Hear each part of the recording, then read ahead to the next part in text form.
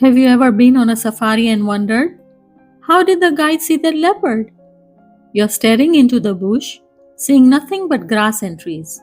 Then your guide quietly points and says, "There's a lion." Suddenly, everyone in the vehicle is looking at something you never would have found on your own. So how do safari guides do it? Do they simply have better eyesight? Or is there something else that they are seeing that most visitors miss? In this video, I'll explain how experienced safari guides read the African wilderness in ways that can seem almost magical. Most visitors search for an entire lion, elephant, or leopard. Safari guides don't. Instead, they look for tiny clues. A flicking ear, the tip of a tail, a different shade of color hidden among the grass, or the outline of something that doesn't quite look like a branch. Sometimes, seeing just a small part of an animal is enough for an experienced guide to know exactly what they are looking at.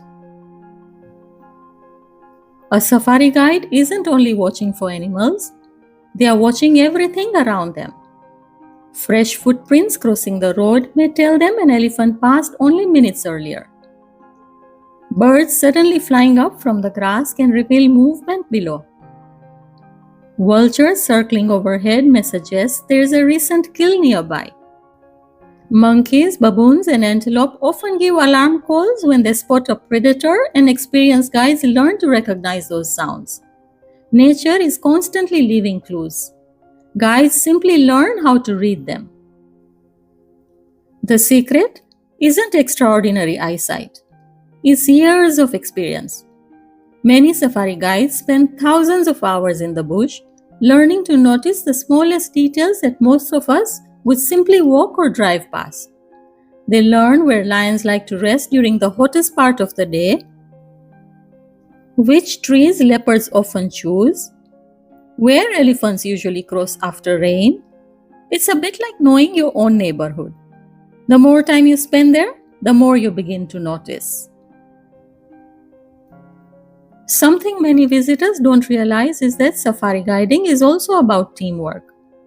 Guides often share information with one another over radio when they find interesting wildlife. If one guide spots a cheetah or a leopard, they may let nearby guides know. That doesn't make finding animals easy. It simply means guides work together to give visitors the best possible experience while always following the park rules and respecting the wildlife. So, the next time your guide suddenly stops the vehicle and points into what looks like an empty bush, take another look.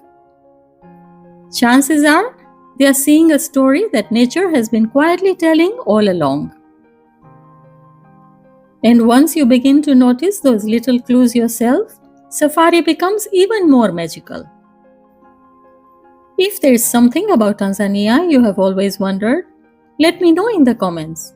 It might become the next episode of A Local Explains. Until next time, travel slowly, feel deeply.